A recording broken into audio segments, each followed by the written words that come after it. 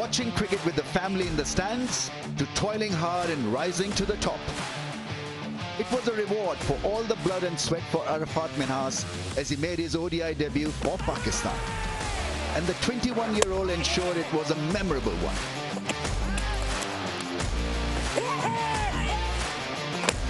He's got the magic number, becomes the first Pakistani male cricketer to pick up a 5-for-on debut.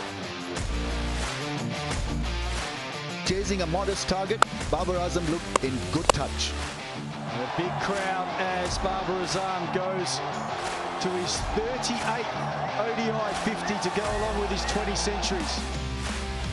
Playing only his second ODI, 23-year-old Ghazi Ghori stamped his class as well. And that's his 51st in ODI cricket for the young man.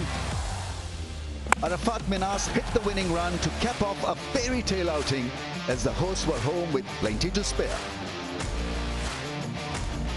Can Australia bounce back, or will Shaheen Afridi's side put up another dominating performance to clinch the series today?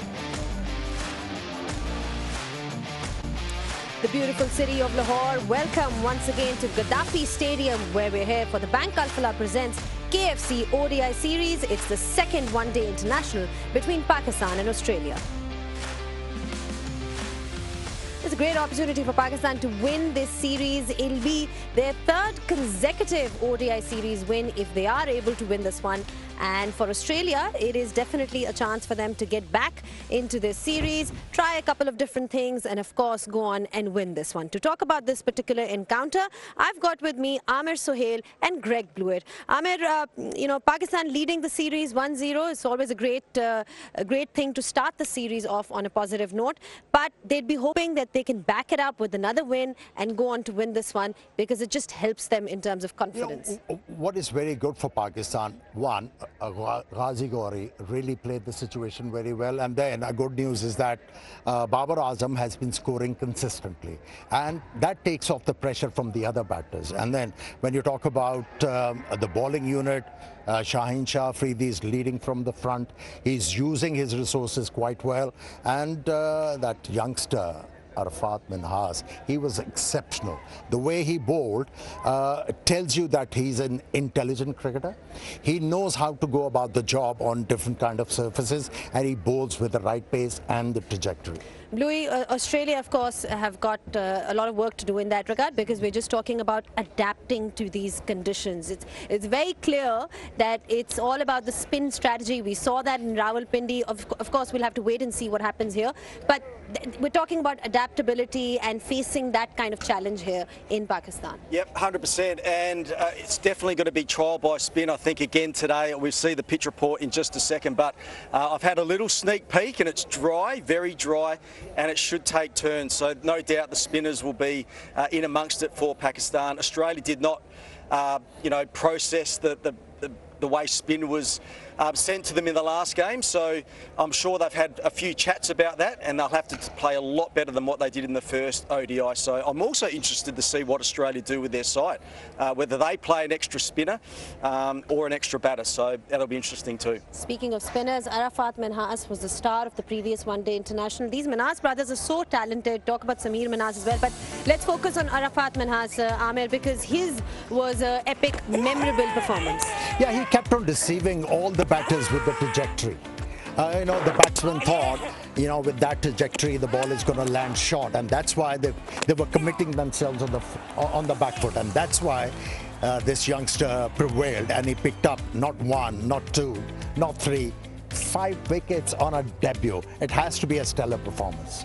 And then after that, it's all about, sustaining that performance, Bluey. When you're given that cap and you're able to perform the way he did, how important is it to continue improving? Well, he looks like one of those cricketers to me. I mean, he would have loved his first game, and I think the way that he bowls and the way he plays his cricket, I think he'll be absolutely fine. I think he's made for international cricket, and I'm sure he's going to be very, very hard work again for the Australians in this ODI.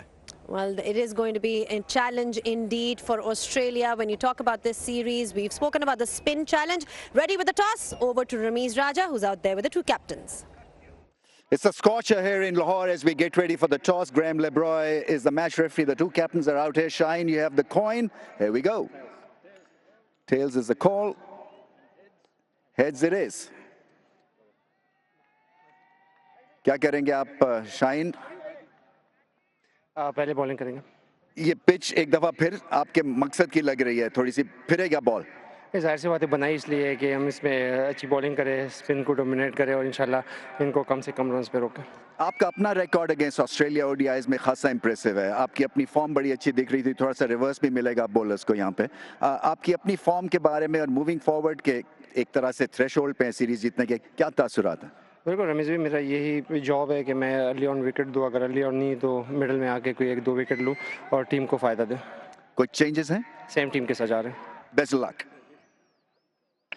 Josh, batting first. Well, you've been here before. You've got a one-day 100 here against England, so obviously you know the conditions. But these are a bit different, right, from the last time you batted here? Yeah, this wicket looks slightly different to that wicket.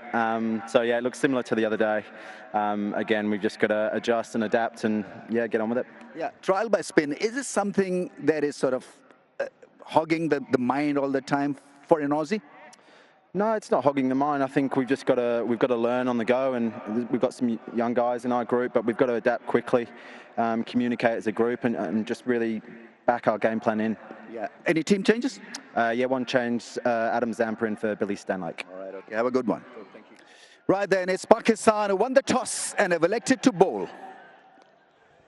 Pakistan winning the toss once again and opting to bowl first. But the good news, at least from an Australian perspective, Louis, is that Adam Zampa is playing today. And that's going to definitely strengthen the squad, considering we've seen the conditions here in Pakistan. Yeah, he should love it out there. So I saw him in warm-ups. He missed the first ODI with a neck spasm. So he had a good bowl out there, and he looks very hungry to get going. So, yeah, that's a great change for Australia. So they're playing the extra spinner. One of the quicks goes out. Obviously, Cameron Green can bowl some overs at good pace as well, so there's plenty of options there. Interested to see what they do with their batting lineup as well, and what order that they go with. Ghazi Gauri, we've got to talk about him, Amir, because when you talk about the youngsters that are going to take Pakistan cricket forward, of course, somebody who's done the grind in, first-class cricket as well. It's just good to see him come out and work really hard to make those runs. You know, when you come through rigmarole of first-class cricket and all that, you know your game very well. What was refreshing for me when you talk about Ghazi Gauri, when youngsters are given the opportunity to represent Pakistan, they come out with a mindset they have to impress people. They do not play the situation very well. What he did great over there with his senior partner Babar Azam, he exercised caution. And by doing so, he was rotating the strike, they were scoring singles, and Pakistan batters are actually criticized for not scoring those singles. But there were so many positives in that particular partnership. And then Ghazi Gauri, he's a street smart cricketer. And you mentioned Babar Azam. Talking about Babar Azam, this seems to be his favorite format. When you talk about the amount of records that he's created, the amount of milestones that we've seen, and it wasn't a very typical Babar Azam innings. I mean, how would you, evaluate this innings? Playing the situation. That's what you do. You have to do the job. You have to win the game for your country. You know, visually, flair is not there. It doesn't matter. But end of the day, if you've done your job well done. And even, for me, the most refreshing part about that innings was that he played the left-arm spinner very well.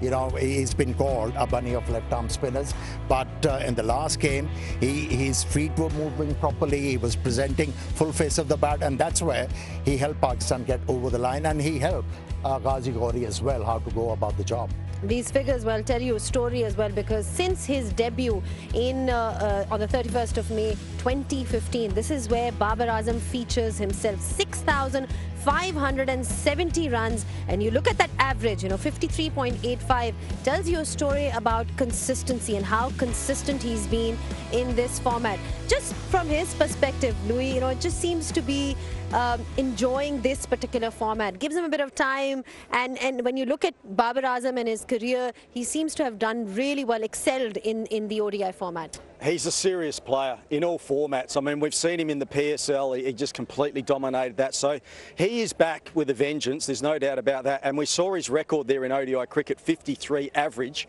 It's even better against Australia. It's way better against Australia. So he'll be looking forward to batting on, I think it's going to be a difficult surface, but completely agree with Amir.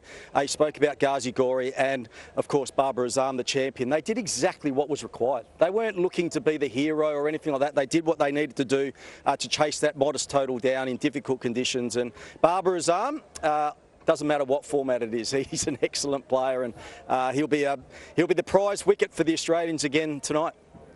Australia then looking to bring back some form into the second one-day international as we head into another break, and on the other side we'll be having a closer look at the pitch as well as the teams. अब देखें पाकिस्तान के सारे matches live PCB की app पे।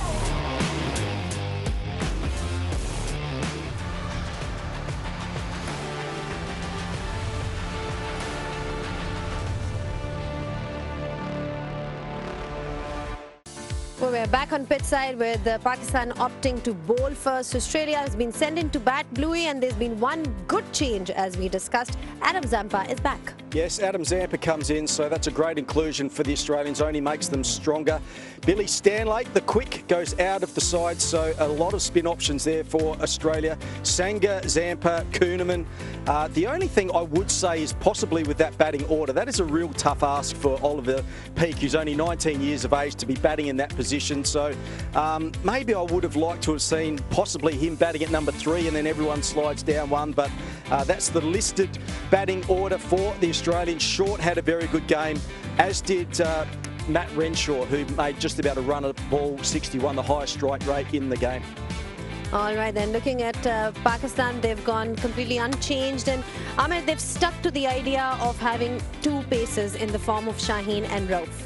There is no harm in playing a third spinner, but this is a winning combination, and it's a cliche thing to say you don't think with it.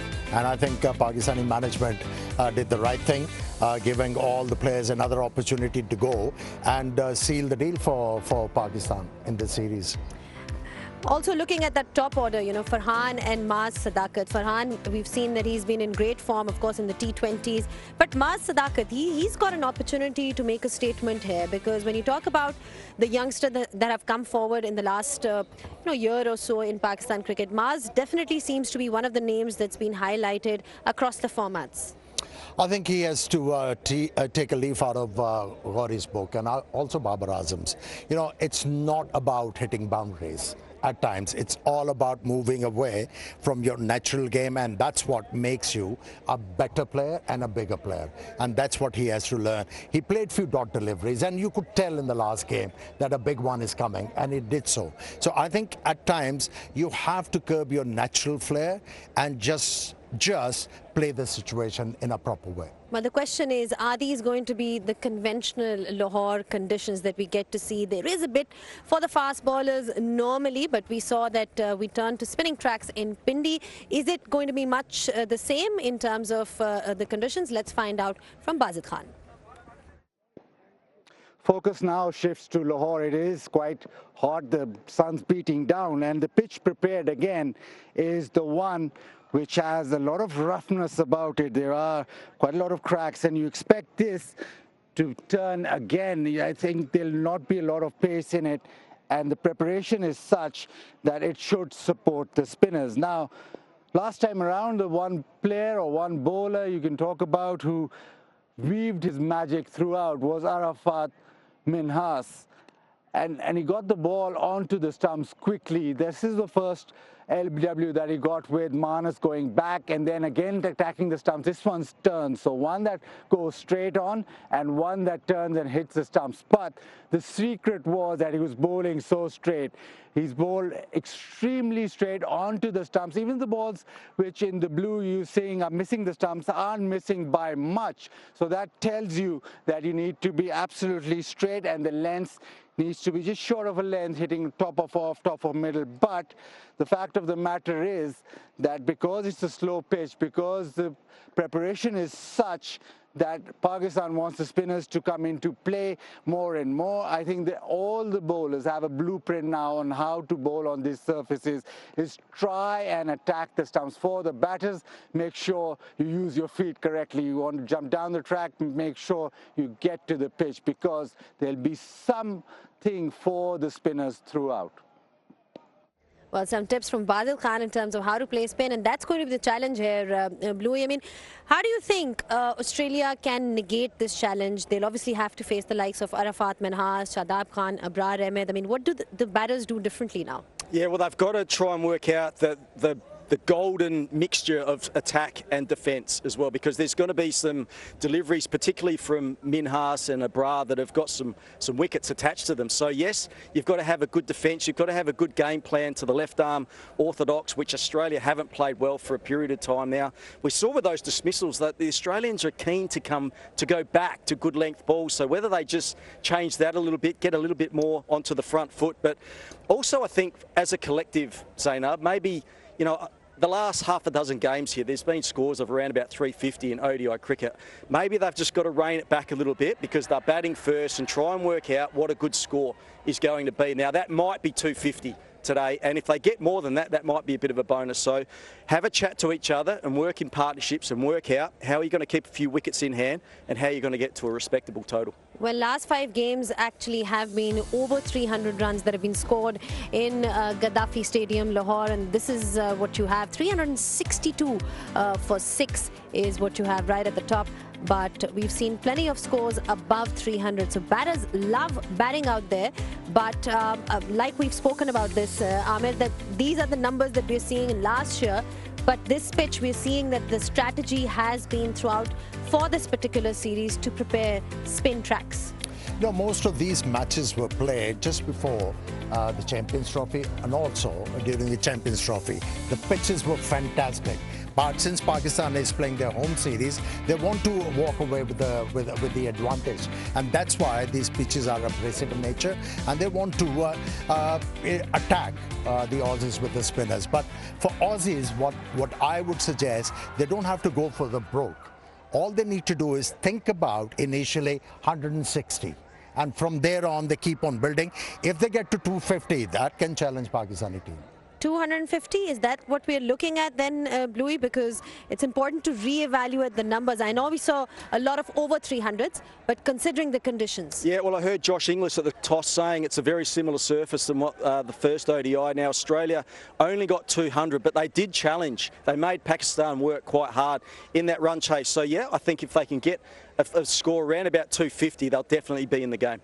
All right, 250 is what the experts here have to say as well, that is the target that Australia is looking at to make it into a competitive game. But thank you so much for your thoughts, thank you, Bluey, and thank you to Amir as well. You heard it from the experts that these are slightly different conditions to what you see conventionally in Lahore, and Pakistan will be looking to make early inroads in this one. Shaheen and Rauf up front, and then the spinners to do the job for them. So it's going to be an interesting challenge overall when you look at Pakistan and Australia. We'll take a short break here, and when we are back, we'll be back with all the live pictures.